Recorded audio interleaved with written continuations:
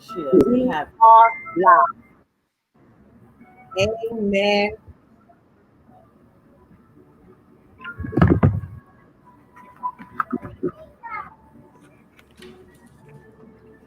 Amen. And good evening to everyone. Good evening to everyone.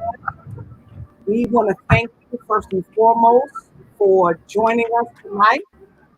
It is an honor and a privilege to have you with us. Women Can Preach too. Our learning from a distance, at a distance, virtual learning, a collaborative effort. What I want to do tonight is share with you the reason why God has placed this on my heart to do in the very first place. I believe that despite of what we experienced from a pandemic perspective, that there are a number of challenges that COVID-19 has presented for a number of people, parents, educators, teachers, children, and those of us who are homeschooling. We need to ensure that we have a platform that's conducive to help us information with resources and tips that will help our parents to be more effective as they're doing this for the very first time. So what I want to do is I want to introduce to you our panel. Tonight we have Dr. Laurie Johnson Brown. Dr. Brown is passionate about education. It's been over 20 years. After leaving the funeral service industry, she started what would have been a 20-year career doing what she loves. She is currently a vice principal for Charles Public Schools, senior adjunct lecturer of McDaniel College, the owner of Ambrosia Natural Skincare and Mage Educational Services. She is married to Michelle. They have 3 children, and Laurie has 3 grandchildren. Good evening, Dr. Laurie. Good evening. Wonderful. Good to have you. Then we have Angelica Brooks. Mrs. Brooks is the 2019-2020 Prince George's County Public School Teacher of the Year. Woo! Acclaimed choral director and music educator with a passion for excellence in music and education. Mrs. Brooks' resume exhibits service, equity, and drive. She has taught at all levels and served various student populations.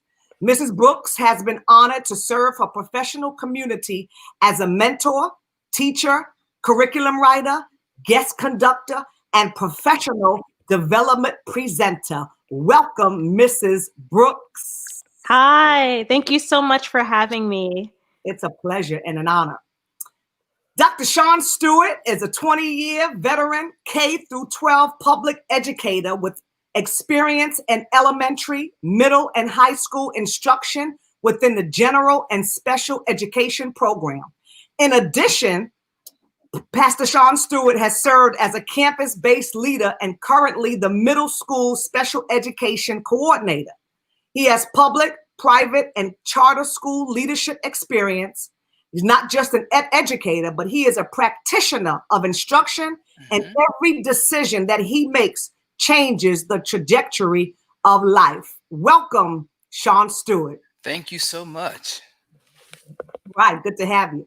And our last guest, who's sitting adjacent side by side, is Mrs. Tiffany Harrison. Tiffany attended Long Island University and graduated with a Bachelor of Art degree in journalism, currently pursuing just 3 more credits for a Master of Business and Administration. All right. Come on. From Verizon Communications for 20 years and became the primary homeschooling teacher of our daughter, Zoe Dahl Harrison, for 5 years. Welcome, Tiffany Harrison. Good evening. Yes, ma'am. Glad to be here. All right. So as we begin tonight, we're going to make sure I share this on my feed. Nope, that's not right. We're going to start with Dr. Laurie, if you will.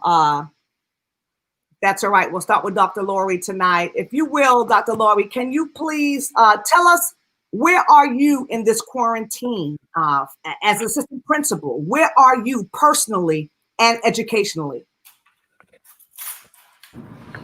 Thank you so much, Apostle Harrison and First Lady Tiffany, for having me as a part of this collaboration. I think it's very, very important and crucial that we talk about where we are on as educators because this is traumatic for us. This is a change for us. It's a whole, complete, total shift in everything that we do. As for me, I was out with an injury, um, and that was caused by a student. Um, and so I was already out. I didn't know the whole world was going to be out with me, though. I was already praying and fasting because I was out. I just didn't know that everybody was going to be out. I mean, the whole world. I was like, Lord, thank you. Thank you for giving me this time. Now, is it difficult for me? No. You wouldn't believe it, but I am very introverted, um, and I like being at home. So it's me that is the homebody. That's like, because home is safe. That's my sanctuary, and wherever I live, I want it to be my sanctuary. Not, I miss my kids. I'm not gonna lie to you. I miss my kids, even though one of my students who is there at the school. Um, was the person that injured me, I miss that student as well. Why? That's what we do. Um, the thing that they've been doing in Charles County, which is amazing to me, is, and most of the counties around here, they are distributing food every single day.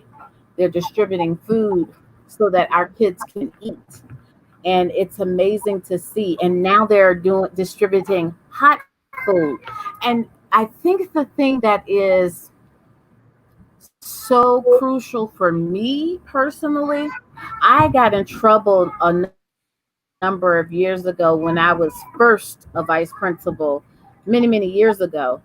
I got in trouble because I didn't allow my cafeteria manager to throw good food away. I wanted that food to go home with my kids who I knew didn't have food in their refrigerator. And so my hand got slapped. But I told the deputy superintendent at that time, who now has gone on home to be with the Lord, Mr. Ronald Cunningham, I told him if me feeding children was going to be bad, fire me. And now we are feeding children. We're not even just feeding children, we're feeding families Families. because they can families can as much food as they're getting breakfast, lunch, and a snack. As much food as they're getting, and this is for every student, every child that they have in Charles County Public Schools. All they have to do is bring the kids or bring the report cards or their ID cards. Those are the kinds of things that educators do. My teachers have shifted immediately into online educators. These are the kinds of things when we go and lobby in Maryland, or we go and lobby in Annapolis, or go and lobby in New York. When we are lobbying for more money for our teachers, it's because of things like this. We make $1 out of 15 cents. We can change in 5 minutes and become online educators. I mean, we had now in Charles County, they gave us, I think they gave them about 6 weeks to prepare. But we're online educators now. That's something that in Charles County, we did not have an online platform Hmm. to educate our kids. When we were in the classroom, we did everything in the classroom. Now there is a paradigm shift. What is it? What do we do when the classroom is not available? And what is it? I'm a special educator. My master's is in special education. My doctorate is in educational leadership, pre-K through 12, my PhD. However, how are we leading? We can see our teachers are leading.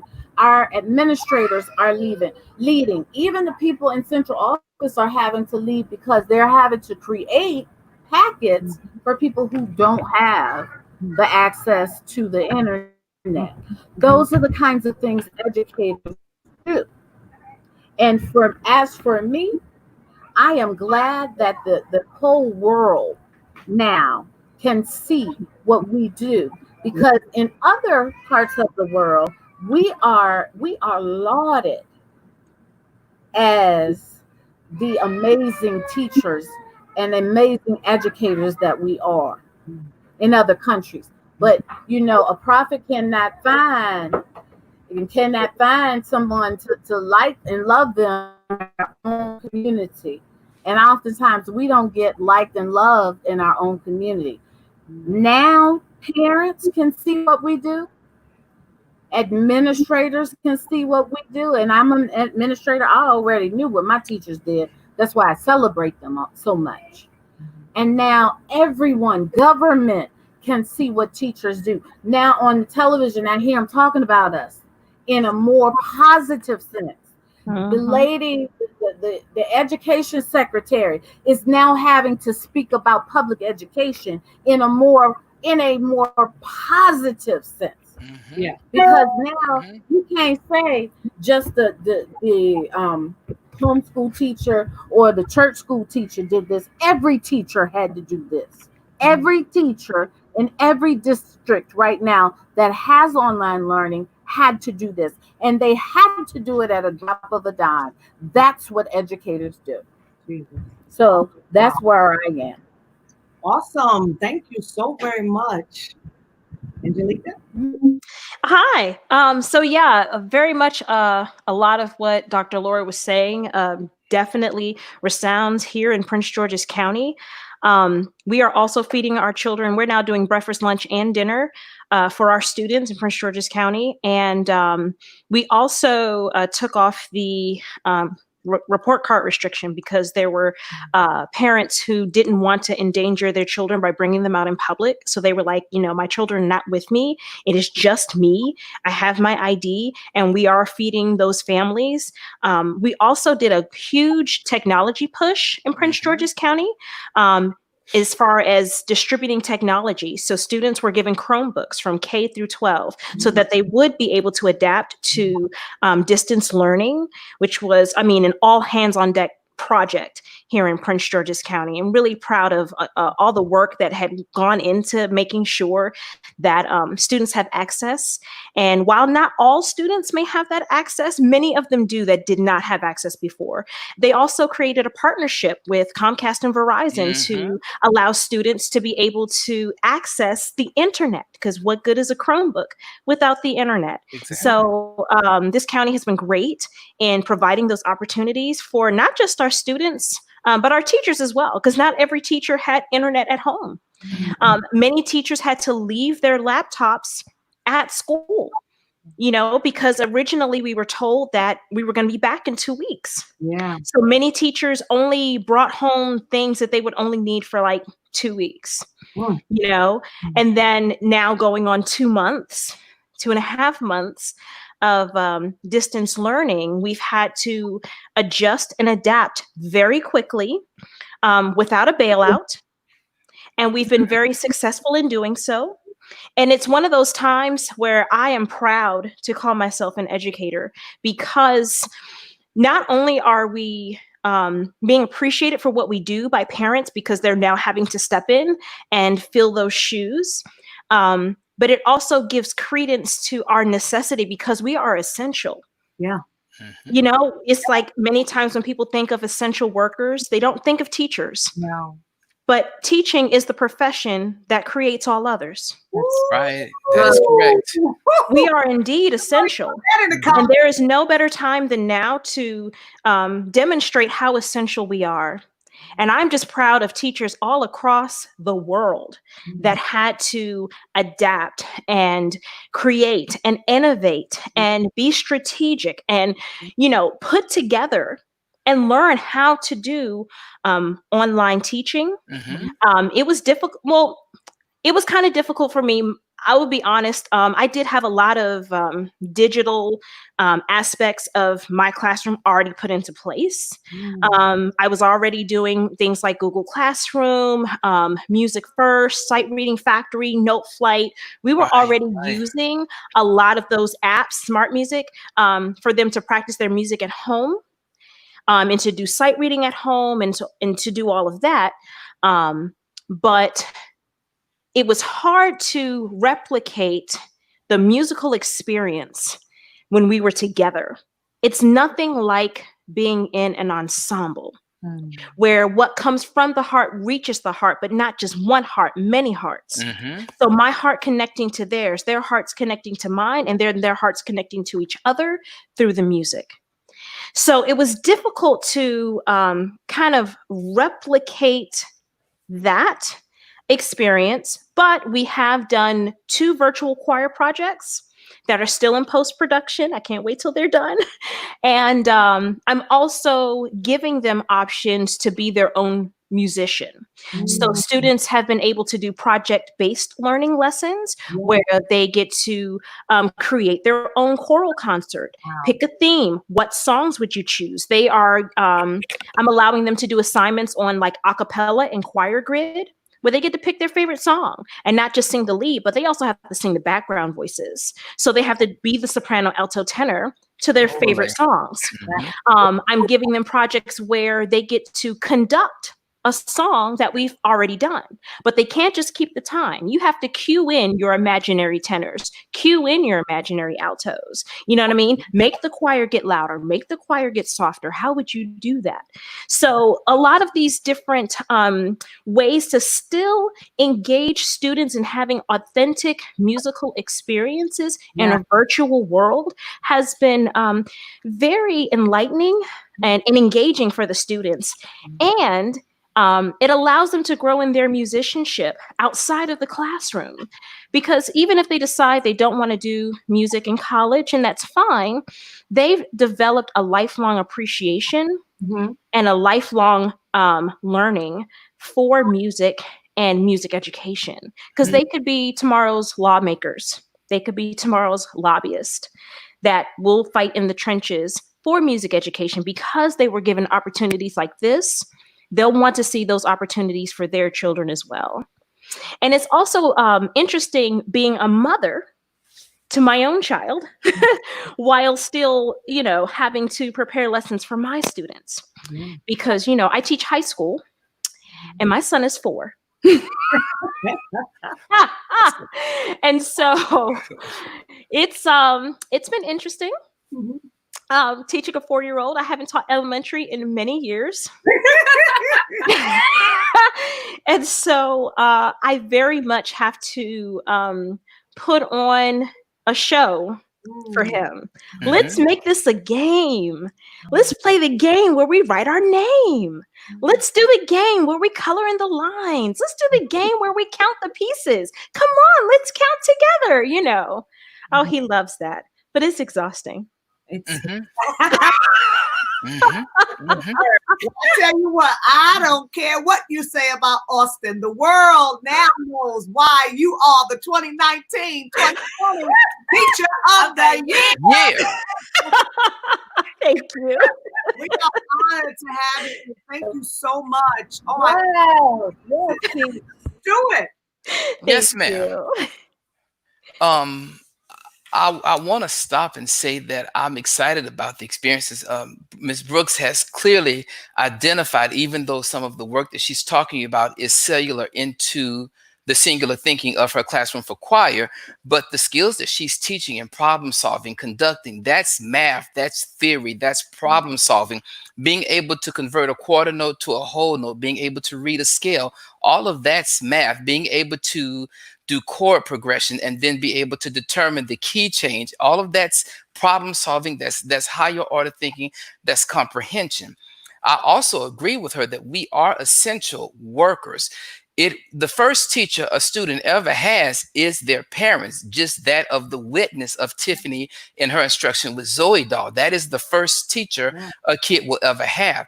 But I also want to flag that it was a teacher who taught the criminals that are in New York and DC that are writing policies that are also making it hard for teachers to provide instruction. So reading is fundamental, listening is what's right. And so we need to be clear about when we talk about education, even down to the person who leads the Department of Ed, that we require teachers to be certified, but then the person who leads the nation in education has no background or theory in instruction, funding, policy, or procedures.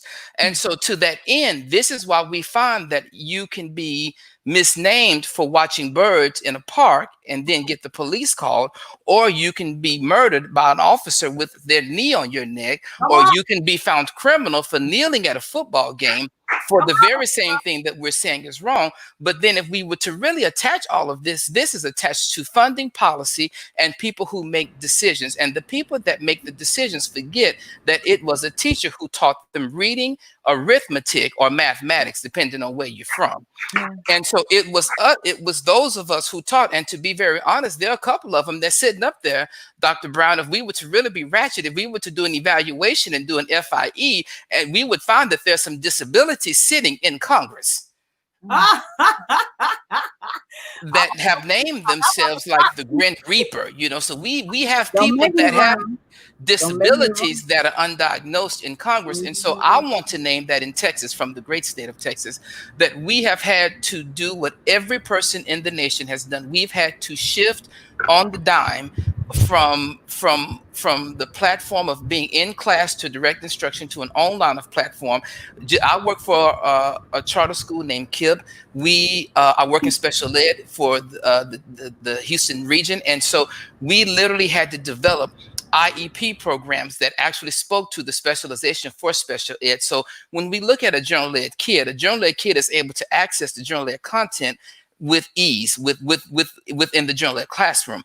But when you talk about a kid that has a learning disability in mathematics or reading comprehension or an emotional disability, their ability to access the general ed curriculum and pull it down so that they can access it and learn it is not as easy of that of a general ed kid. And so then when we remove that kid out of the general ed setting, send them home to be taught by their parents who are trying to manage their financial depression, monitor their depression, and keep up with their kids all at the same time, it kind of makes it hard to give equity in instruction with that level of a weight. And so one of the things that our organization has done, we've issued laptops, just like Ms. Brooks talked about. We have connected parents with online platforms. We have utilized Google Classroom. We are now providing direct instruction. We have weaponized our paras with instructional tactics and skill sets. So then when I make the statement that I'm not just a teacher, I am a practitioner of education, I change lives, that's exactly what I am. And for you to water me down as just a teacher is an insult to my craft and my profession.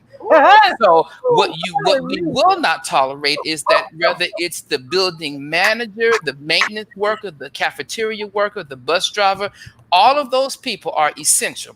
And I will flag this for our president. I will gladly support opening up any school that our president and even our governor will allow, any public school they will allow, if they will in fact enroll their students into that school and then become active participants in engaging that instructional program at that public school. Approve. But now, until we get to a level where you are prepared to send your own to an institution that you're saying should be open, I'm currently allergic to your pragmatics regarding that conversation, parenthetically speaking, from the South. And so I have spent my day since Monday checking in with my Black and brown Hispanic boys, because you can be murdered for running down the neighborhood now. And so I spent time checking in with my kids, with my boys intentionally, because we seem to forget that those are the kids who are labeled special ed right off the cuff because you're Black and you're special ed automatically because you have a few concerns, you automatically, and so you're hard to teach. And so I intentionally checked in and did a couple of drive-bys since Monday, because I've got middle schoolers that are going to high schools, and in my organization, we run a 3x4. So we run from pre-K to 4, 5 through 8, 9 through 12. So our model is different than most school districts. So I'm checking in on my 8th graders who are in an accelerated program who are gaining dual credit, and they are Black and Hispanic, and the only thing we're offering is our athletics, and that's not happening. And so all they got are academics, and so they're running in the neighborhood to keep in shape. But then, you can get shot for running in the neighborhood for trying to keep in shape now. So I'm checking in to be sure that, if you're running in the neighborhood, be sure you take your student ID, have your badge on when you're running. Be sure you don't run by yourself. Be sure you take your cell phone with you. Run with some. We're having to have these levels of conversation as practitioners of education, because now we're now having to wonder, are we going to be teaching the kid, or are we preparing for a funeral? Mm. And then where are the support services that we need for our staff and our students? Because when a student dies or a teacher dies, that impacts that whole colloquium that we call a citadel of instruction. A school, a classroom is a family. That's a unit. And when we lose one, that impacts that whole ecosystem. What are the supports? But we can't, the people who write the policy fail to get comprehension. And so, they don't see this as an issue because it doesn't impact them personally. When it begins to impact personally, then we can start having meaningful conversation, because the people who make decisions should look like the people that suffer through their decision. Yeah, that's good. So that is the work we are looking at, not just in Texas, but across the spectrum of instruction, that we're now having to weaponize our paras. And they're not paras to me, they're teachers without degrees. That's the only, and they're not, but that's what they are. They have just as skill set, relationship, and personality and professionalism, sometimes greater than that of those of the labeled professions. Great. Just think. So when we look at this homeschooling concept, I'm looking very closely at, when I look at what Tiffany is doing with Zoe, and I listen to her articulation, and I listen to her speaking, and I listen at her use words and have clear subject verb agreement with the absence of public school instruction. That's telling me that we're seeing higher level instruction happening in the home. So then that criminalizes what our Secretary of Ed is suggesting, that we need to move to the charter school platform. Not that it's wrong, or the private school platform. If you can afford a $50,000 a year tuition for K-12, you don't need a stipend. Yeah. All right, let me, that's great, Dr. Stewart. Let me get Tiffany to make her introduction, and I want to get to these questions. We actually have people on YouTube Live that are interconnected about comment section, and I want to make sure we reach every home tonight that needs these questions answered. Amazing question. Thank you so very much. Tiffany? Good evening, everybody. Good evening. Hey. First, I want to say it's a honor to be on here with the three of you. So primarily, I'm here to learn, because I honor all three of you as essential educators from afar. So thank you for all that you do. It has, yes, it's rewarding, homeschooling, and we definitely see the results of it. But like Angelica said, it really is exhausting. Literally by 3 p.m., I am starting to nod, and I'm looking for a second win, because in efforts to keep the day much like a school day, because it's very easy for a 5-year-old to become distracted, to get off course. So you really have to put in that extra effort to keep it much like school, that same discipline, so it can be, very challenging. If this was 3 or 4 years further, I'm not sure, if I really could accomplish this. It's not easy. So I am grateful that she's only 5, so that does make it easier. And that one-on-one attention, it is definitely showing great results. I've started her first grade curriculum with her 2 weeks ago, and she is adapting to that, very well. So that will, so it's good in that sense. She'll be ahead. She has that one-on-one attention, but it is important to implement variety. For example, you can't just sit in front of a desk all day. So, we have to move around. We have to go Mm-hmm. outside, Mm-hmm. let's jog. And while we're jogging, you count in Spanish. Let's read while, you read me a story while I'm strolling you. So you really have to, make it fun. But I do realize that what's missing, um, the classroom with the students, that was her biggest motivator, the students.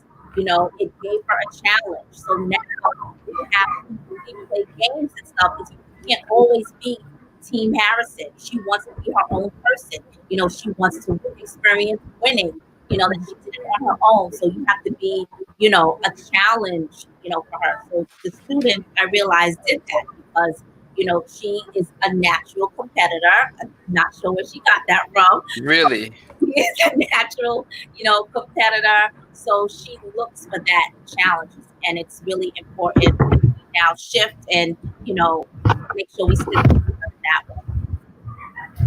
Wonderful, amazing. Thank you so much, Tiffany. For the spotlight. There's a question that I want to ask, and it's from Self-Care Boss. What's the best way for parents to collaborate with their children's teachers during this quarantine? Um, This is a can I great say question. something? Oh, okay, Oh, go ahead. Well, you go want ahead. to answer it? Yeah, from your own perspective. Go ahead. Go ahead, Angie. You go first. Oh, I was just going to say from both sides. So, Austin School is an early education center, and they have been wonderful about sending daily lessons every day. I Mm, mean, well rounded lessons with PE, art, the main kind. I mean, each week is a theme. So, let's say, for example, what's today? Wednesday. I believe this week's theme is sea creatures. Mm-hmm. So every day is a different animal from the sea or a different plant from the sea. Then there's an art project on how to make that animal out of construction paper or paper plates with glue and things like that. And then it's the letter that the animal deals with. That's our letter for the day, mm, along with some type of movement activity. Like, say, if we're talking about the octopus, then you have to walk across the floor. Like, how would an octopus, they have been really great about that, as well as sending home video readings of books from their library inside their classroom. I mean, they have been really great with sending that every day. And at Austin School, every morning they do circle time. His teacher has done circle time every day with a new date. What day of the week is it? What is the date? You know, all of that. And she sends it the night before. So no matter how early we start our day, or how late we start our day, when he gets up after he has his breakfast, we do our circle time video. So that has been great. I've also become acclimated with Blackboard, which is provided through my county, which allows me to call and email parents, just saying, hey, just checking in, wanting to know how this online distance learning process is working for you, or hey, I saw that so and so didn't log on to our class last week. Just want to make sure, which has been great because parents are getting back to me like immediately. So and so wasn't in your class. I don't know why they got a computer. Let me go talk to them. And so it's allowed us to be partners in their education, Mm-hmm. partnering with my son's teacher in making sure that his curriculum is still moving forward, because there's certain benchmarks that he has to meet before he starts pre-K next year. Mm-hmm. And my parents partnering with me to ensure that their students are still getting their grade, because we are still grading for fourth quarter, even though in Prince George's County we're doing a P or an I for fourth quarter. Parents still want to ensure that their kids are still, doing the work, and it allows us to partner together to ensure they do that. Great, thank you, Dr. Laurie. And then I'm going to switch the question for Dr. yes, I would like to answer that, and I would like to welcome Self Care Boss, who is my cousin from right outside of Nashville, Tennessee. So welcome, Elmira, this evening. She has nephews. Um, just like Angie was saying, we are partnering with our parents now. And parents have been more open to hear some of the suggestions that we have now because they see just the gravity of what we have to do for their child to get their child prepared for the next grade, for the next test, for the next. Um, so we really are seeing where parents are really wanting to partner. I see all these videos, and they have all these funny things, but parents are really wanting to partner with their teachers right now. My grandson in Richmond, I partner with my daughter in helping him because he is in special education. And the thing that I love is that his teachers seem to be so engaged with him and so engaged with his mom. Um, and that speaks to their character because now here in Charles County they have a time where they get on for instruction or whatever in office hours. And in speaking to some of the teachers from my former school, the parents are actually taking them up on those office hours. So I pray that when we come through this, because COVID's going to be here, it's not going anywhere. I pray when we come through this that they will continue to partner with the school and continue to partner with their child's teacher so that that child can continue to learn the way that we want them to learn. We have to continue this partnership. We can't just be a partner while you're locked in. I need to be your partner all the time. That's good. I need to have you as a part of our school all the time. That's Great. all I say. Wow. Thank you, Dr. Brown. Awesome. Dr. Stewart, let me Yes. shoot the question. Sister Guilford wants to touch on the difficulty with an autistic child at home. What are some tips that we can give her and other parents who parent children with autism? Okay, so Tiffany hit on it very well. Autistic children do not handle change well at all. It is a trigger. And the first thing you do, you want to spend a moment preparing the kid for the change by explaining to the kid, this is getting ready to come. It's kind of like that concept, warning comes before destruction. So you kind of want to warn that kid that this change is coming, because if not, they will destroy your day. They're not doing it because they are being disrespectful. They're doing it because they can't process the change. So the first thing, if you know there's a change in the schedule, please go alert the kid to that. Second, you should keep a master schedule. You should have a home schedule, what schools call a master schedule. And I shared a document with you, Yvonne, that you're welcome to push out. But I sent a template of a schedule that you can build as a parent, and you can put in when we're doing English, when we're doing writing, when we're doing math, when you get a break, how long your break is. And it's for 5 days. And so then if you build it with your kid, then your kid knows what to anticipate. Now, here is a statement. I will give you the words of my dad. People lie, their patterns do not. Autistic children thrive off of rhythms and patterns. Research shows that when you have rhythms and patterns in place, kids respond well. So when you walk into the room, the kid knows that they can find their folder here, their book here. They know Miss Brooks is going to be standing here waiting to receive them at the door. So they know how to anticipate that. So when you're at home, you build the schedule and you do not deviate no matter what. If you have to deviate, it needs to be like because the fire detector went off and you really need to get out the house. Like, it doesn't need to be because you just don't feel like doing it. Because if you deviate that one time, you criminalize the process, and then it no longer has integrity or meaning for the kid. So find the schedule, build the schedule, stick to the schedule. If it changed, please revisit the changes with the kid before it happens. It benefits both parties. And before we go on, I'm going to ask each of you, so you can prepare, Angelica, Dr. Brown, and Tiffany.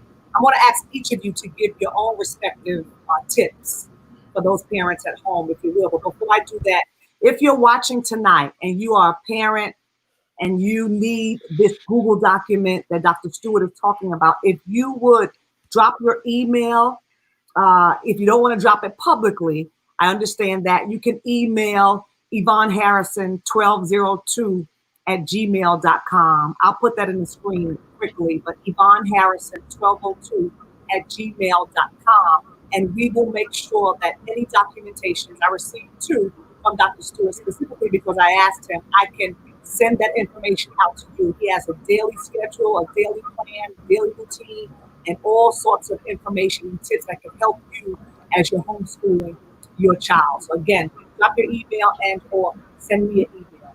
Angelica, can you give parents at home some tips? Sure. So one of the questions that I saw in the live parents was, how do parents that want to continue to partner with their teachers do so when the job calls them back? I think that's a really great question. Honestly, considering how everything is virtual right now, we're communicating via email, we're communicating via Zoom. These platforms will still be available even when school does return, because I don't know about many other states, but I know for Maryland, we have several options that are included in the Maryland Recovery Plan and the Maryland Roadmap to Recovery for Schools.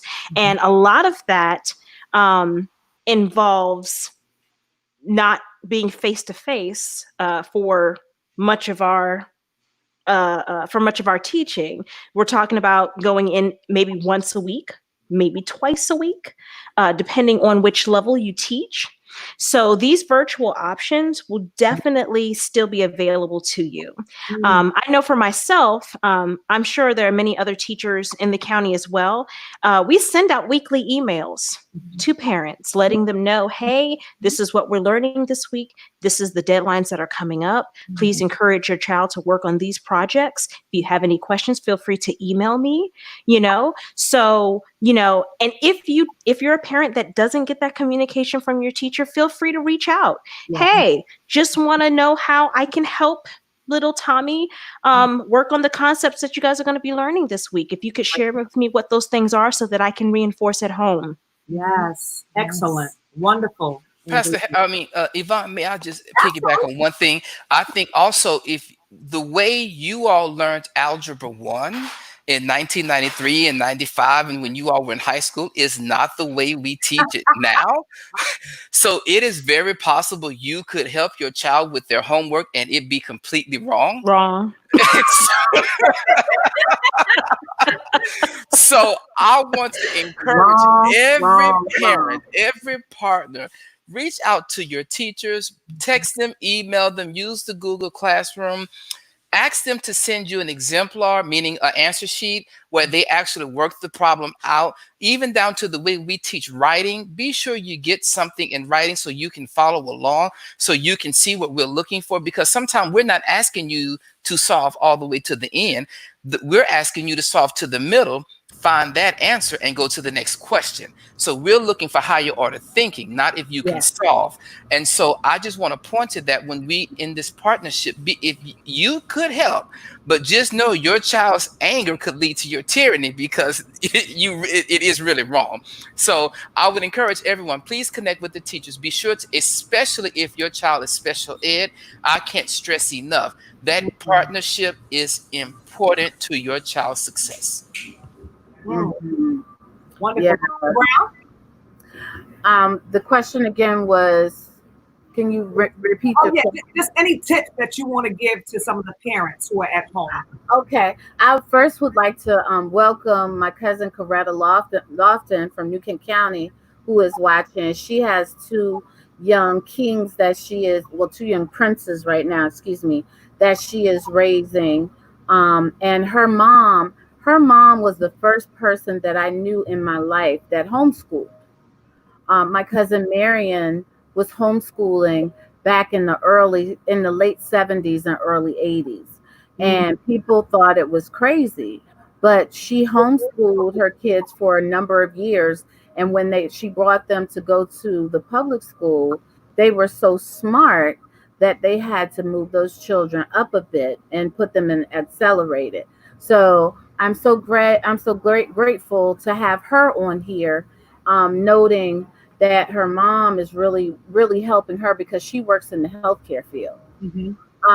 My tips for parents would be, first and foremost, to laugh. Have some joy. No, you're not a teacher. It's okay. And it's going to be okay. Your child is going to be fine. I need parents to breathe because I see parents and they are so wind up. Oh my God, I got to get on Zoom at 3 o'clock tomorrow and 4 o'clock on Friday. And I'm just so wound up. Breathe, because everybody is encountering something different. This is something different. The whole world shut down. It's something different for us. So you have to breathe. uh, stay in contact with your teachers, because I know we have some very committed teachers, and I like what Pastor Shon said, and some amazingly committed, we call them instructional assistants, but I call them teachers, just like you, Pastor Shon, because they teach just as much as anyone with a degree. They just don't have a degree. They just don't have a degree in education that would allow them to be the head teacher, but they are teachers nonetheless. So you contact them if you can. Contact your vice principals and principals, because we haven't forgotten that we're teachers too. I will forever be a teacher. So contact me if you want to. My parents have my cell phone number, my personal cell phone that I pay for, not the county. Why do I do that? One, because I need them to know that I'm available. Most of my teachers give their cell phone numbers on their syllabus at the first of school. Now, how many parents know where that is now? That's good. I got my daughter's teacher number as a priority on my favorite 5. So most of our teachers, I would say all of our teachers, put that number on their syllabus at the beginning of the school year. However, you could get it again, and they have uploaded all of these different platforms, like the one that we're on now. We have other platforms that are opened up now so that teachers can be in contact with the parents. Know that teachers want to be in contact with you. Know that teachers themselves are not just teachers, but they're parents themselves, some of us. Now, my baby 27. Hallelujah. Thank you. Because I'm that parent who did the homework with my baby and got everything wrong. And he told the teacher, and the teacher didn't believe him. So the teacher had to call me and ask me, and I said, yes, I helped him with all of it. And she said, well, all of it is wrong. I said, well, we got an F. But that's why we have to laugh. We have to do those things. We don't make some mistakes. Parents, don't worry about it. We make mistakes too. That's good. And if it wasn't for the answer key for some of the stuff, because now Pastor Shon was being nice when he said 92 and 93. And 92 and 93, I was graduating from college, baby. We talking about 83 and 84 and 85. That's when I learned math. And 2 plus 2 was 4 when I learned math. Now 2 plus 2 equals something crazy to the other power to the nth of this. So the whole paper was wrong. Parents, it's okay to be wrong sometimes. Show your children how to interact in their wrongness. Because a lot of times in school, when kids are wrong, they don't know how to handle it. They, especially the kids in my school. I work at a school for children we have kids there with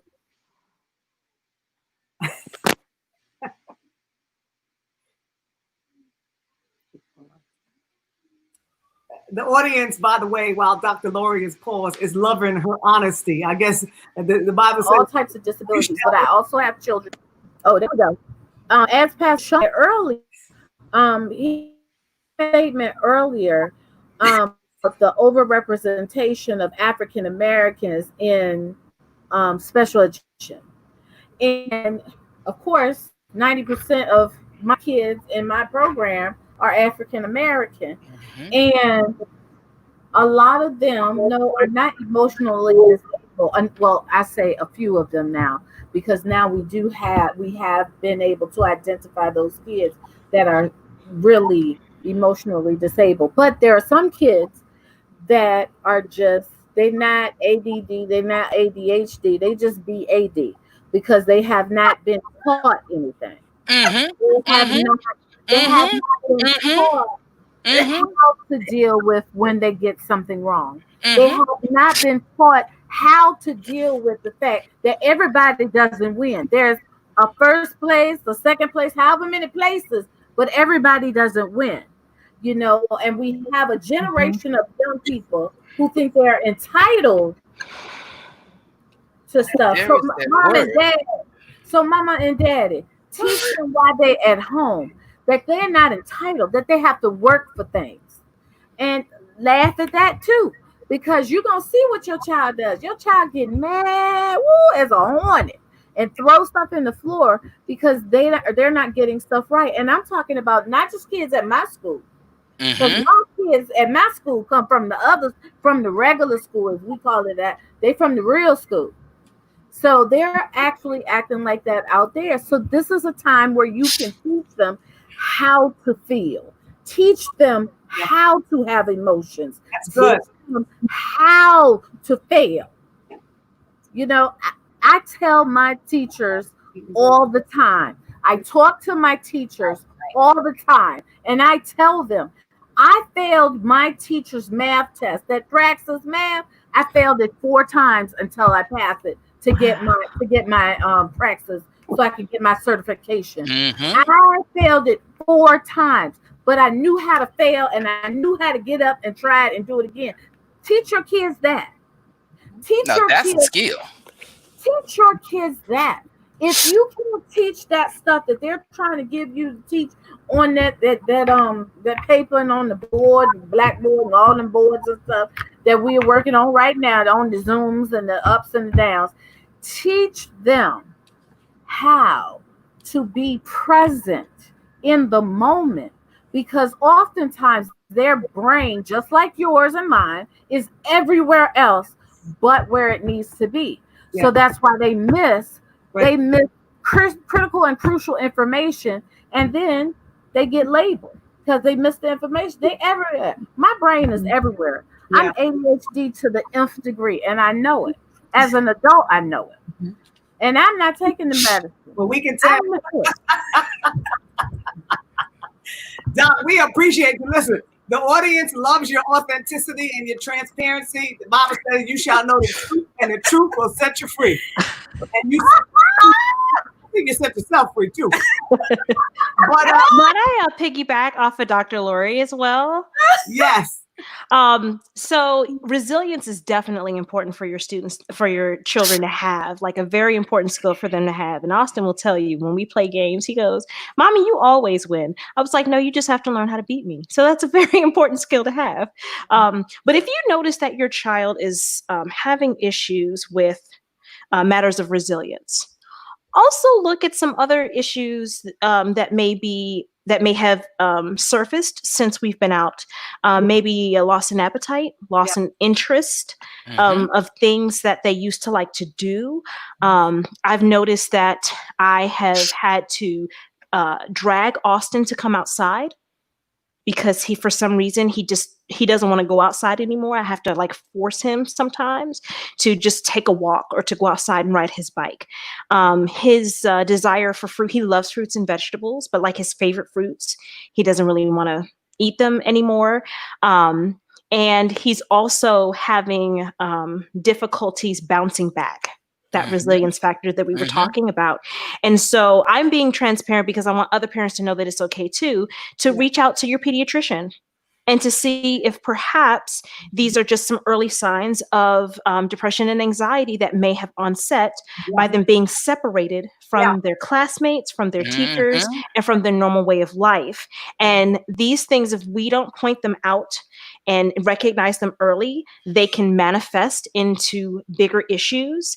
And Mm-hmm. since we've only been out for 2 months, it may seem small, but no, really, like I highly recommend going to the Mayo Clinic's website and looking at the warning signs for depression in childhood, and they list 6. But if your child has at least 3, Yeah. that may be a good time to contact your pediatrician and just make an appointment and just say, hey, we kind of just want to talk about this. Do we need to investigate this further? Or what are some skills that I can, start at home to help my child through this process?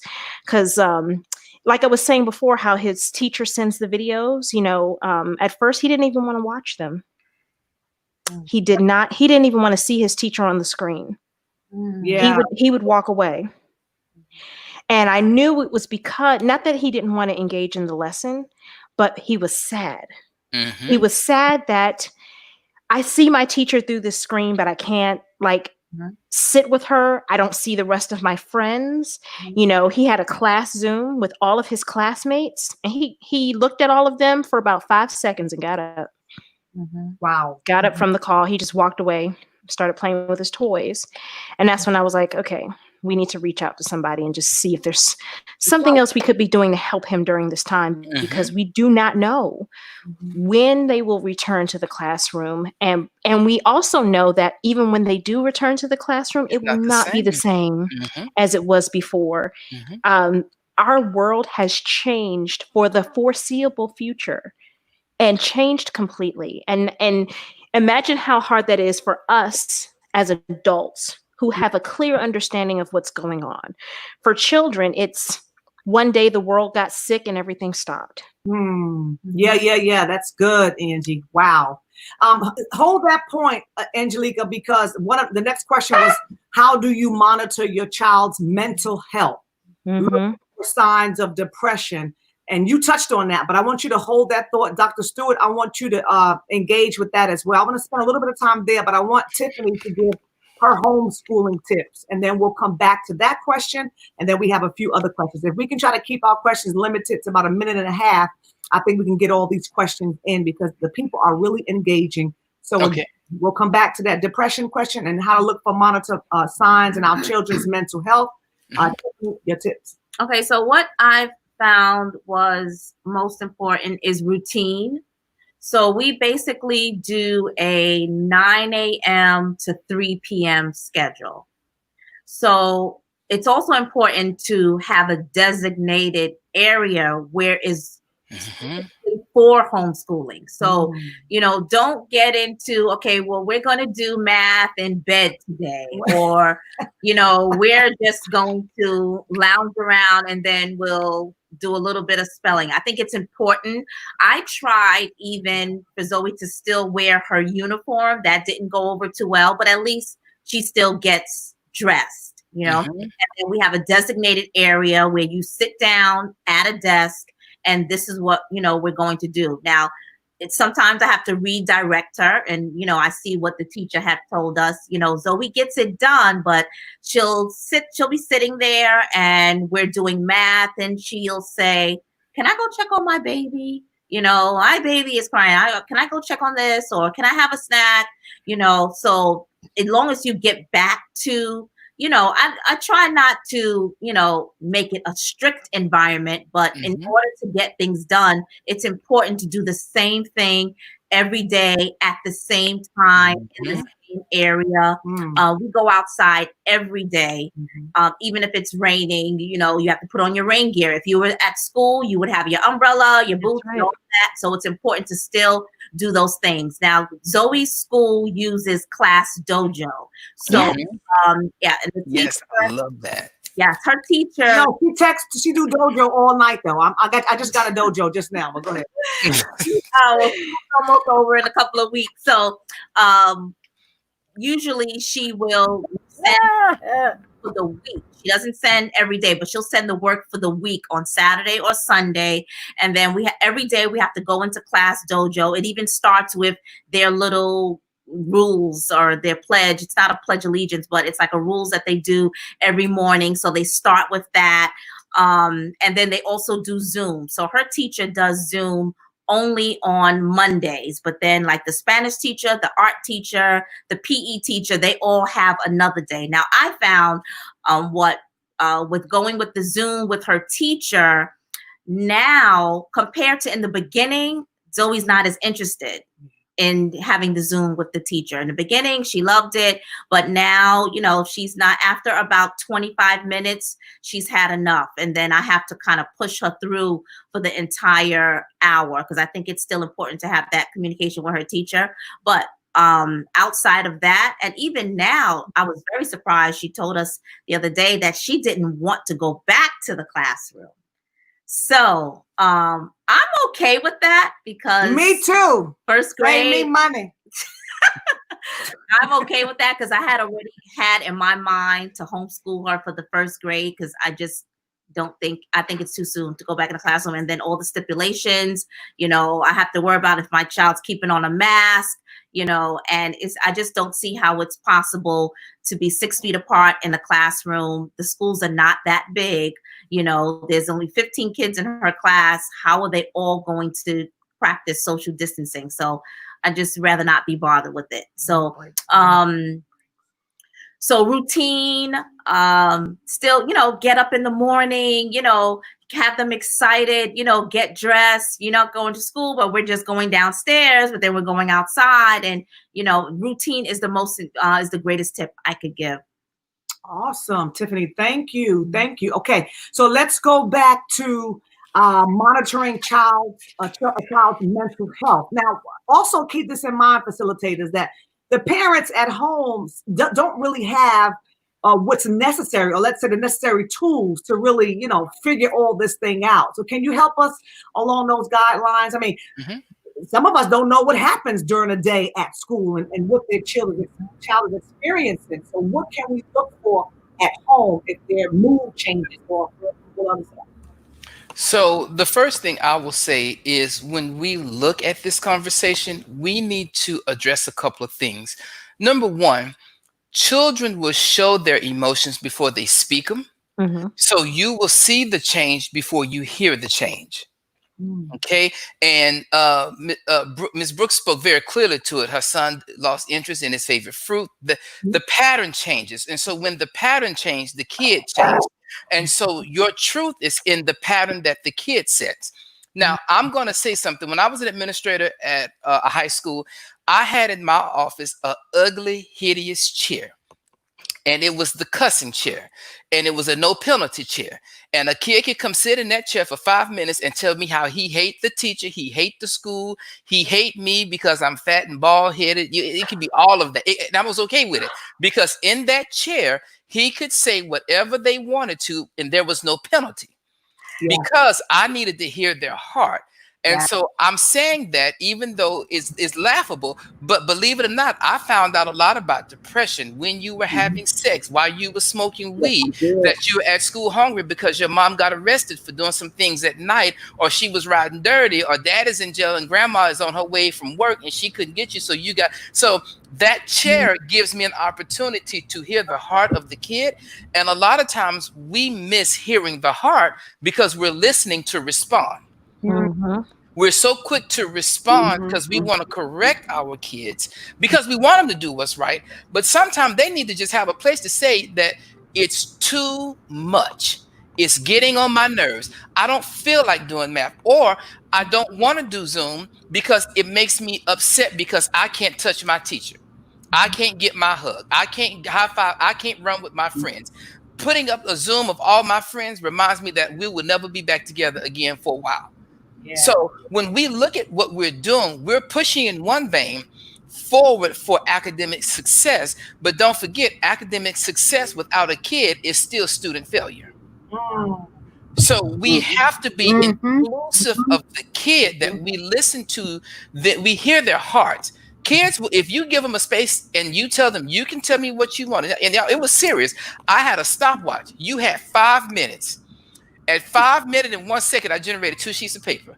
You had a pass to go back to class, you were suspended. It was real easy. By my sign whichever one you want to get out of my office. I was very clear. And what that rolled over into is that my teachers would come in my office and sit in that chair. And that's how I found out what else was going on in my school. And so I'm saying that to parents, the best way to get a O3, a temperature check on what's going on in your home. I've already preached the funeral of one kid already since COVID. Mom was too busy watching her financial depression that she overlooked her son's depression. And she assumed because he was sitting there playing his Xbox that he was fine. What she didn't know is he took all of her sleeping pills Mm. and wouldn't sit and started playing the game, and he went to sleep. He went to sleep forever. So I'm saying I understand that the financial depression is real. I understand that your oppression, not being able to work, is real. But your child's silent depression is a monster if you don't check it. That's right. Jesus. You have to pay attention to the patterns, and you have to create a space for your child to yell. I took a kid out yesterday with a baseball bat to a park and gave him the bat and just I gave him some stickers, right on there, the words that have you upset. And he did. I said, go put it on the tree. And then I gave him a bat and I walked away, and he beat those stickies until he cried. We have to create opportunities for our kids to get it out. And it's not nothing against you. You need a way to get it out. The way we get it out, we smoke, we drink, we da da da da da. We call somebody and they bring the mail. You understand? So let's not pretend that you don't have your coping mechanisms. We have to do just what Doc said. We have to teach appropriate coping mechanisms, and we have to teach them how to fully show up. And we also have to be able to deal with their truth in transparency. Yeah. We have to be able to engage that. So that would be my thing. Create a space for them to tell you their truth, and there's no penalty in them saying you're getting on my nerves, or you don't know how to do the math and you say I do. No, you don't. Then when he shows you that you don't know how to do it, don't beat him to death because he proved you wrong. Own that you don't know how to do it, and then move around. I already know. You know. So I already know. I ain't playing. my fault. Okay. I was just, oh, go ahead. Go ahead, Angie. No, I was just gonna like piggyback on that a little bit, because for younger children, like my son, he's 4. So he doesn't have the vocabulary to say, although he did say the other day, he was like, I just want to be by myself in my room for a while. That was the first time he has ever said that. I was like, well, fine then, be in your room. Okay. Whatever. My feelings were hurt, but I, got over it. But that was the first time he had ever said that. The first time he had ever been like, I just want to be in my room for a minute. But there are Angie, some. But how like did you? When he did that, Angie, as a parent, how did you internalize that? How did you process that? What were your triggers as a mom after that? Like I'm sorry, Harrison. No, yeah. No, but it's a great explain question. that. Yeah, explain so how you he was in his bed playing with his toys. So I said, okay. So, and he asked me to close the door a little bit. So I closed the door, but I stayed at the crack of the door just to monitor him and what he was doing. Like, is he crying, or he just wanted to continue playing with his toys for a minute? Like, what's going on? Was he looking sad? Because sometimes they don't always have the vocabulary to say, I'm sad, especially if they're younger. They don't know why they may feel away, or they may not know what to call it. Sometimes he'll say, I'm scared, but it could actually be something else, another feeling that he hasn't identified the vocabulary word for yet. So then I have to ask probing questions. Okay, well, what made you feel that way? What happened? And so we can, and even then, again, he's 4. So he does the best that he can. You know what I'm saying? So sometimes I have to go on a deeper dive, than other times, to try to get to the root of why he's feeling a certain way or what triggered him to feel a certain way. But this is also helping me to get to know him as he's discovering himself. So, I don't mind doing the work to get to the bottom of it, but yeah, like some of the things that we were talking about before, about some changes like in their behavior, in their interests. And you're absolutely right, Dr. Stewart, because we're not with our children when they're at school. Sometimes we don't know that there is a change in their behavior that they would exhibit at school. However, there are certain things that we know our children like to do. There are or there are certain sleep patterns that we know that our children have. Now, Austin, for practically all of his life, up until March, could easily sleep 11, 12 hours straight without a problem. You put him to bed at 7 at night, he wakes up at 7 in the morning. Like, I mean, since he was like 3 months old until March of this year. That has been, even with the nap, he would sleep for 11, 12 hours, even with a nap. Now he is not napping. He is waking up in the middle of the night. And, you know, he'll like toss and turn. He'll get up, he'll turn on lights. And that's how I know he's up, because he has his own room. But that's how I know he's up. It's because all of a sudden there's lights on in the hallway. There's lights on in the bathroom. There's lights on in his room. And I'm like, 3 in the morning. What's going on? Can I help you, sir? Like, you know? And but yeah, and so that's when I was like, okay, we need to reach out to someone who has more expertise, because Austin is our first and only child. And yes, I'm a teacher, but I am not a psychiatrist. I am not a pediatrician, and I have no problem in reaching out to people who are more qualified to give me the skills that I need to help him. Yes. Can you say that one more time, please? Yes, I may have given birth to him. However, he did not come with an instruction book. And I want to be the very best possible parent I can be for him. So that's when I was like, okay, we might need to reach out to someone, because I do know that he's never done that before. He's never waken up in the middle of the night multiple times during the night, or asked to sleep with a light on. Like, he asked to go to bed with a light on. You know, I mean, a very bright light. How can he sleep in that light? So sometimes when I know, you know, I'll wait a few minutes when I know he's deep sleep, and I'll turn off the light, because that's electricity. Amen. But it also lets me know when he wakes up, because he'll wake up and turn the light back on. And then he'll open his door and turn on the light in the hallway, or turn in the light in the bathroom, which is also near his room. And that's how I know he's up. Which of course also affects my sleep pattern. You know what I mean? So it's like this, it's this cycle that, you know, absolutely, because I still have to get up, teach him.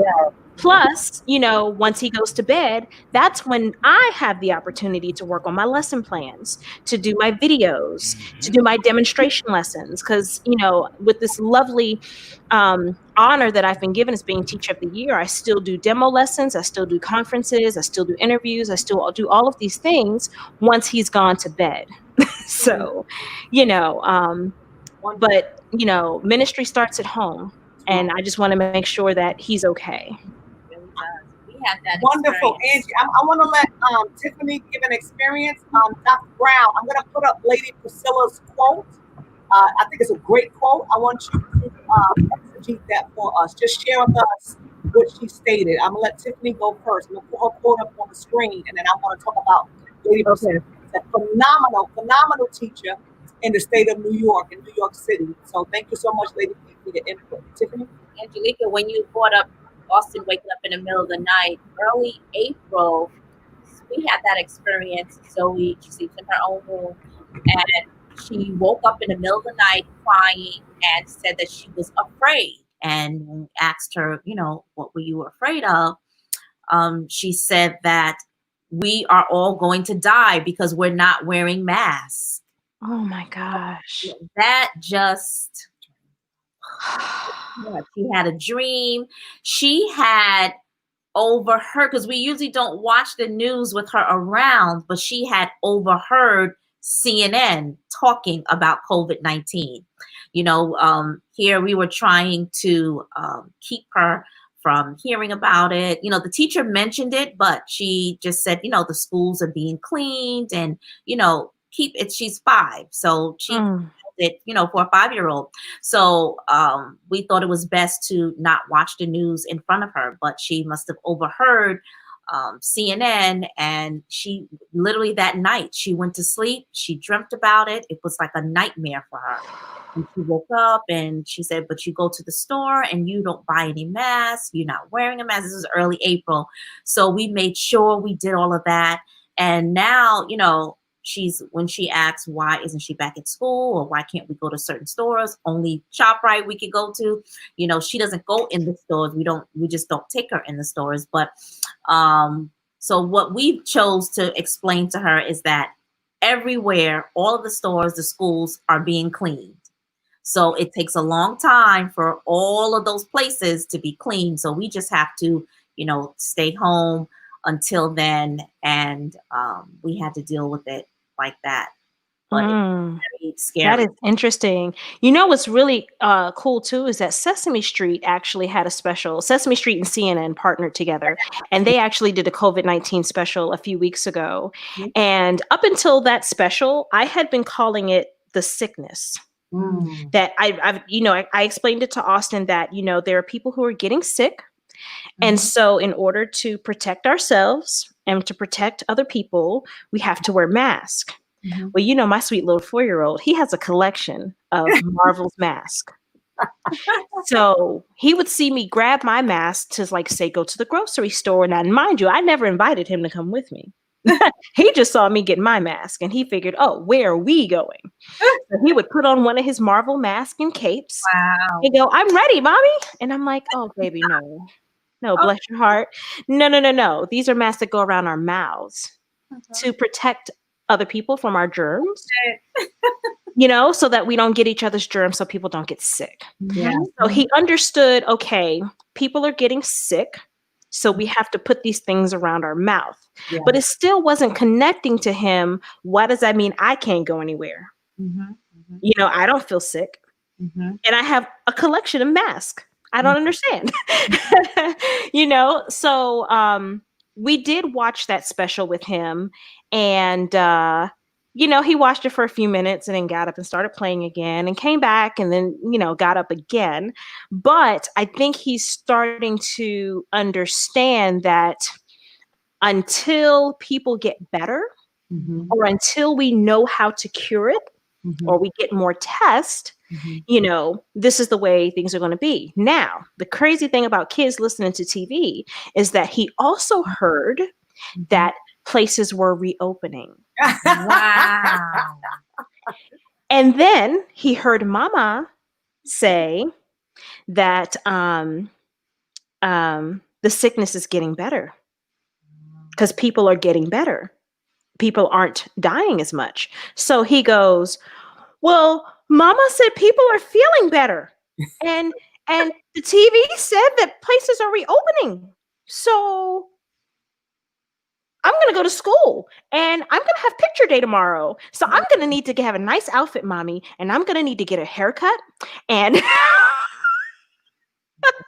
he had his whole day planned. And then we're going to go to a restaurant. He had his whole day planned. It was amazing. It was amazing. So, I try to be as transparent as possible. Like I didn't tell him that people were dying, but I did tell him that there was a virus that was making people sick. Yeah. So that he understands, this is why we can't, even if you see people out, because, Austin is Mr. Congeniality. He will walk up to any stranger. Hi, my name is Austin. I'm like, tell everybody your name, baby. Don't do that. But hi, my name is, even the mailman. Hi. He's just so happy to see anyone other than us, Where you going, mailman? Come back. But he's starting to feel this sense of excitement because he hears that things are reopening. And I'm just like, yes, that is true. There are some businesses that are opening. However, the sickness is still out there, honey. And we really do have to be safe. Now, I have gotten him his own mask now because, when we go to the park, for example, to ride his bike, or if he wants to go on an extended walk with me, now that more people are coming out of the house and they're walking as well, he's going to wear his mask, to be safe. And he understands that. He doesn't fight me about putting on the mask. So that's great. Cause to him, it's like, okay, I don't have to sit in the car seat anymore. or I don't have to stay in the house, So, but for any parents out there that haven't seen that CNN special with Sesame Street, I highly recommend you look it up on your DVR or on demand. It's great. Awesome. It's real kids asking real questions about what in the world is going on and having those questions answered by like Dr. Sanjay Gupta. I mean, medical professionals from John Hopkins who are willing to break these answers down so that children can understand. Wow. Awesome. Thank you so much. We'll make sure we put that in the email as well. Dr. Brown? Yes. You wanted me to address the information that Lady Priscilla had put up about at home there's 1-to-1, that at school is 12-to-1.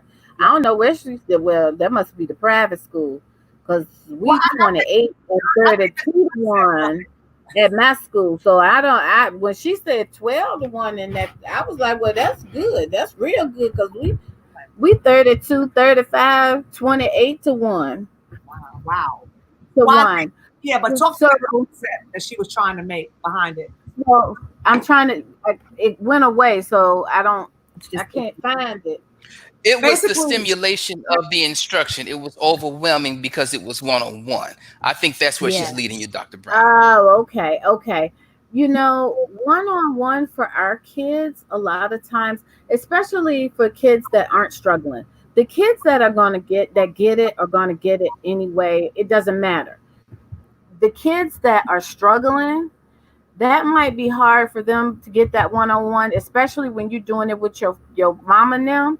Because I remember me trying to do one-on-one with my son, like for packets that they would send home for holidays. And, I'm yelling at him because I'm frustrated because, one, I don't know what I'm doing, and he can't tell me how to do what we're supposed to be doing. So I get frustrated. So parents, please remember that we get frustrated too. We are parents, and even if we aren't parents, we get frustrated as well. So the one-on-one frustrations a lot of times comes from fear. The fear of the unknown. Parents don't know what they are supposed to do with these things. And I, as a parent, had that same fear, that same kind of fear, because I didn't know how to do it. And I've always been one to say, I don't know.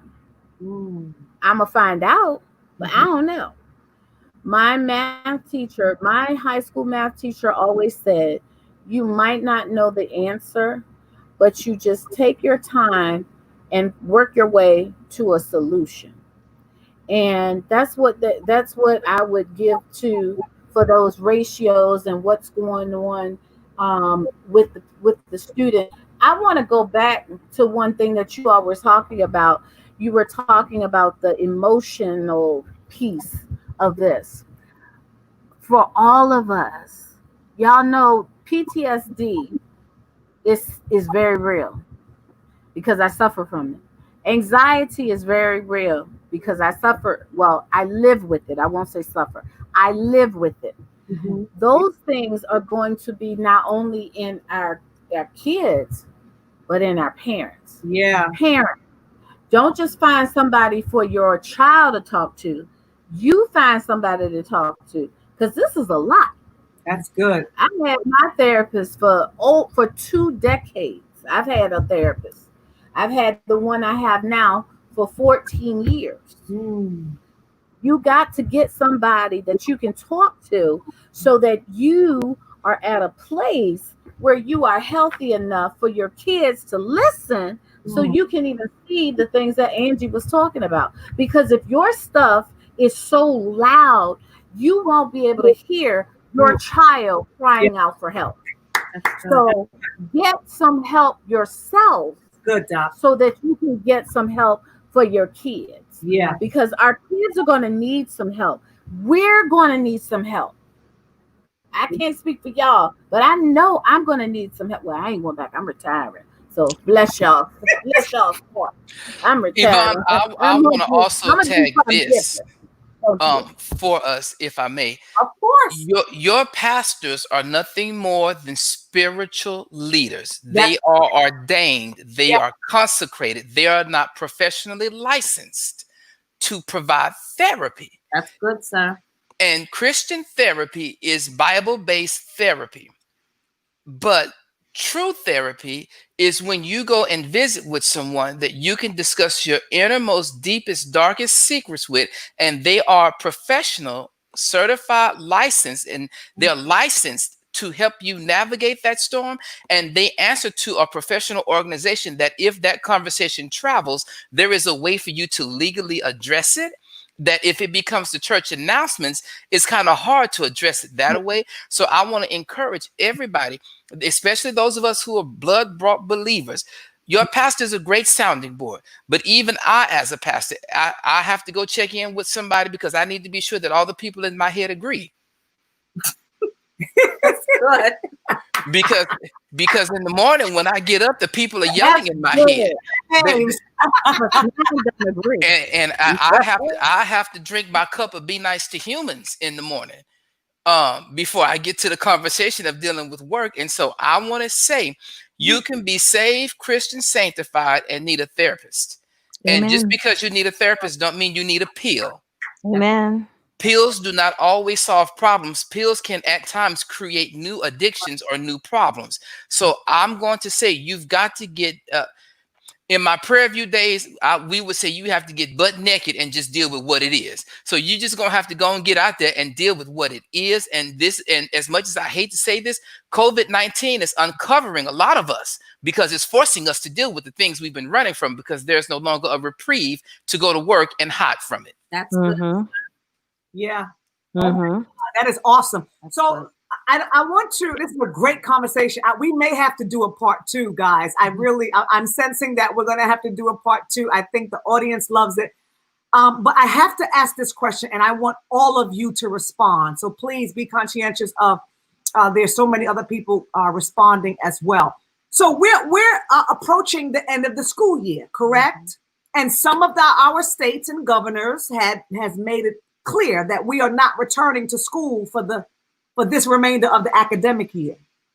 What should parents be doing at home? In other words, how do we know how to interact? What questions do we ask the teacher in terms of promotion?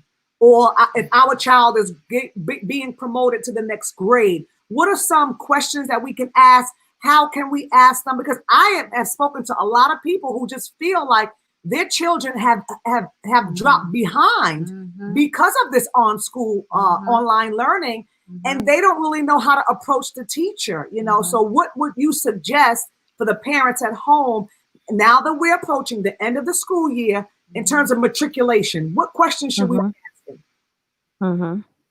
Well, the first thing I would say is to just ask the teacher point blank, what is the county or the state's policy, depending on where you live, regarding matriculation? For our county, their students' grades for the year are based on quarters 1 through 3. So that's their grade, like for the year, for quarters 1 through 3. And then what we're doing for quarter 4 is either a pass or an incomplete. Nobody fails. Mm-hmm. It's a pass or an incomplete. Now, if a child receives an incomplete because for whatever reason they didn't complete the online learning activities, then they are given until January of 2021 to make up those assignments and to have their grade appealed. That's good. That's awesome, Angelica. Wow, thank you. So then those are the things they need to ask. What is the county's policy? What is the county's policy for matriculation, grading for 4th quarter, and when is the grade appeal window close? Okay, great. Dr. Stewart?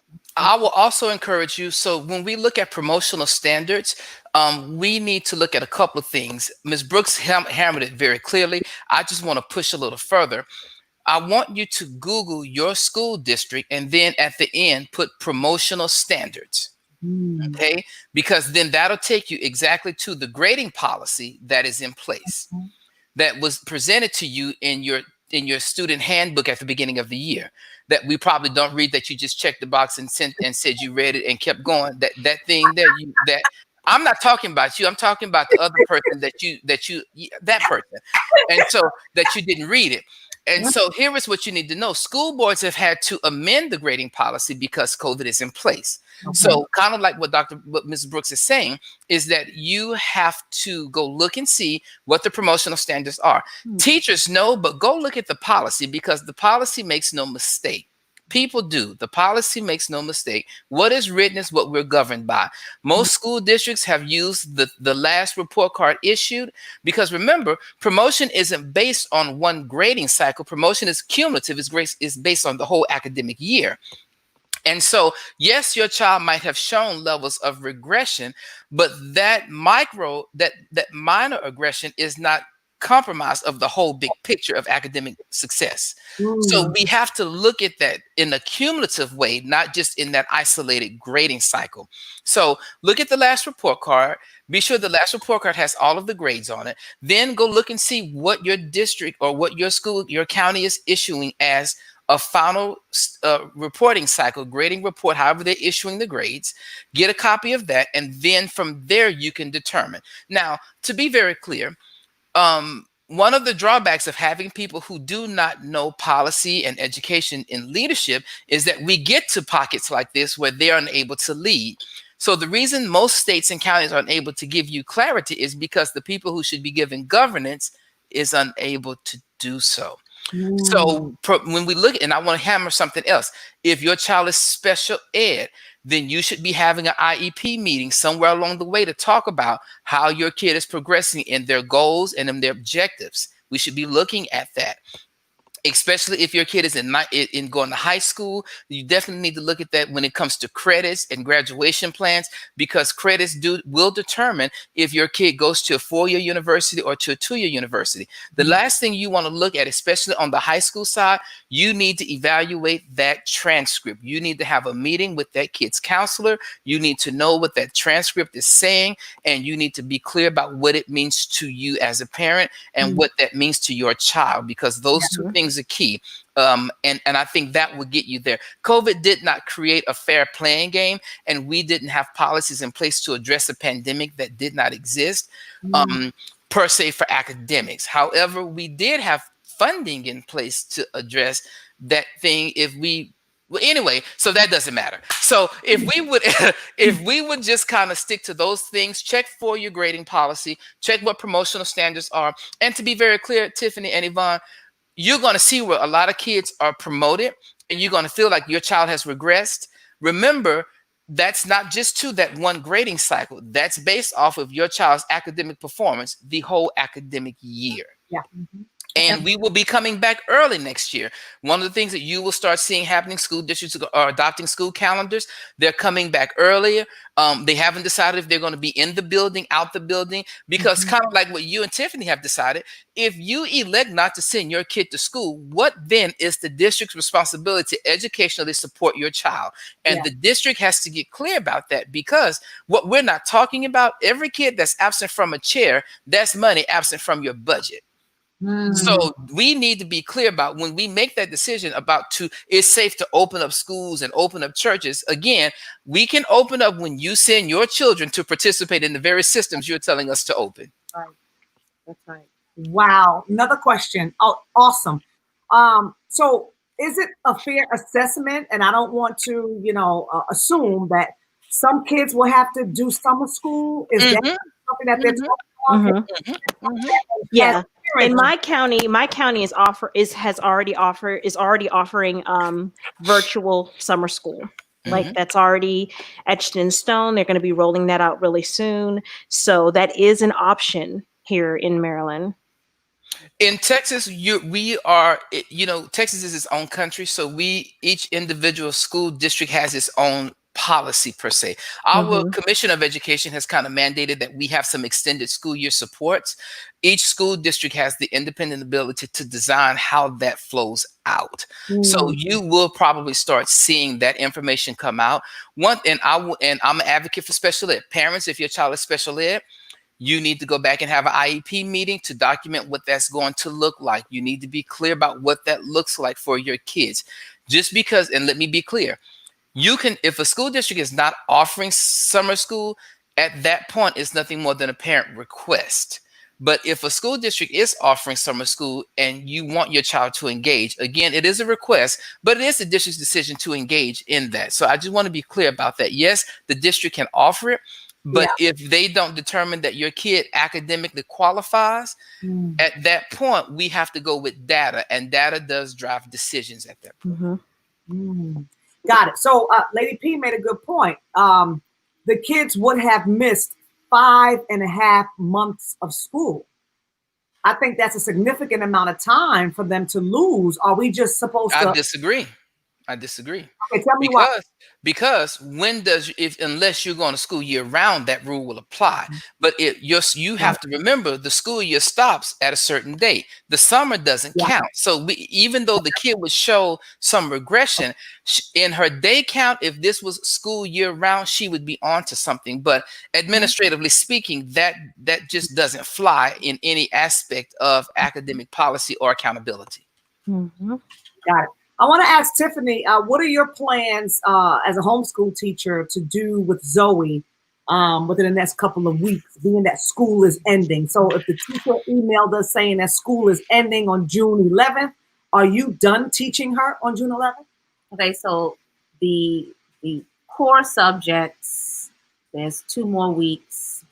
The last day she told us is June 11th. So I'm going to continue throughout the summer, but I'm going to scale back some. Definitely going to scale back some. Maybe half the amount of work. Because, fortunately, we've been able to keep up, with the work that the teacher was sending, the Zoom classes, the class dojo. So the summer will just be like any other summer, mostly reading. And then, refreshers, but definitely not full day school for the entire summer, maybe half the time. Because learning is constant. Learning is every day. It stops anyway. So, it's always a learning environment. So, there's always something new to learn. So it won't be, 5 subjects a day type of school during the summer. Thank you. There's still going to be, it's still going to be a learning environment. Yeah.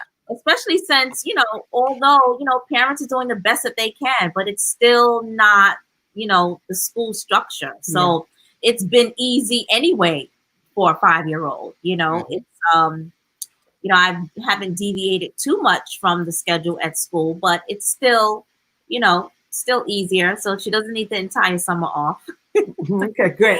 So I want you all to give us some parting words based on this feed, this collaborative effort. Please share with us from your experiences.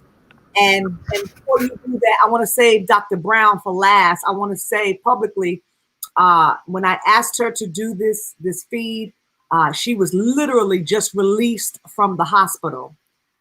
So Dr. Brown has been experiencing some difficulties post her release from the hospital. She has essential thrombocytosis. And so for her to even sit on this feed tonight, I appreciate you. We appreciate you. We thank you. We're praying for your healing. This and PTSD.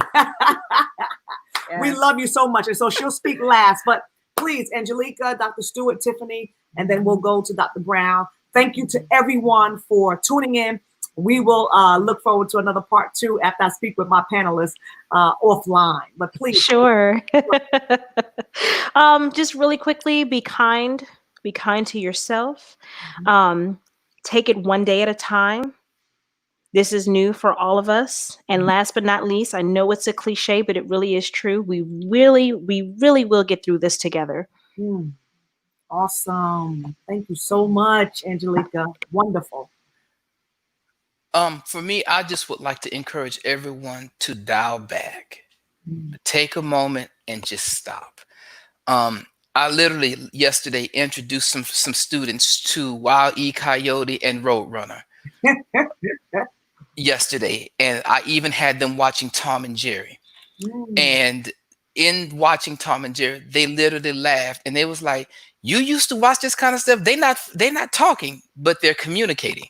Yes. They're communicating. And so being able to walk them through that level of expression where they don't have to think, they don't have to feel, they don't have to internalize.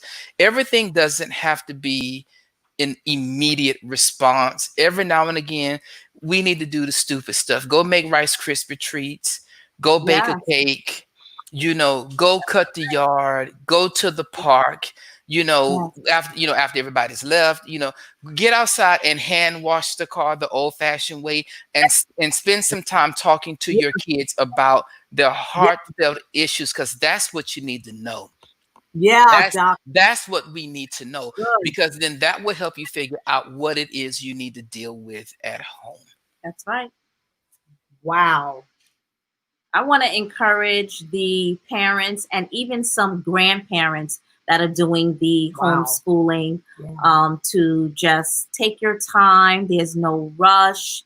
I have several online resources. If anyone want to reach out to me, I will gladly share them with you. Curriculums, sites that you can go to, and even get free second language lessons for a month or two. So if anybody wants any of those things, please feel free to call or email me, and I will share those resources with you. My God. Thank you, Tiffany. And I want to thank my wife for creating this platform for the other essential workers. Yes, thank you. I want to first thank you, Apostle and Tiffany, for trusting me to be a part of this platform, because I don't take it lightly, to be able to speak to parents and to be able to speak to people who are trying to do the best for their children in the midst of this pandemic. So thank you, and thank you all for your vision. Um, like Angela said, don't take yourself so seriously. Parents, we have to learn how to laugh. That's why I said earlier, laugh. Laugh at yourself if you have to. I laugh at myself all the time. I can't remember anything. Walk into the kitchen, don't know what came in here for. Laugh. Keep laughing. Yeah. You have to remember that your children are going to be okay because you are their first teacher. So right. when you have the opportunity to teach your children like you have now, you have one of the most amazing responsibilities that God has ever placed on this earth. I was never able to have biological children, and I was devastated by that fact.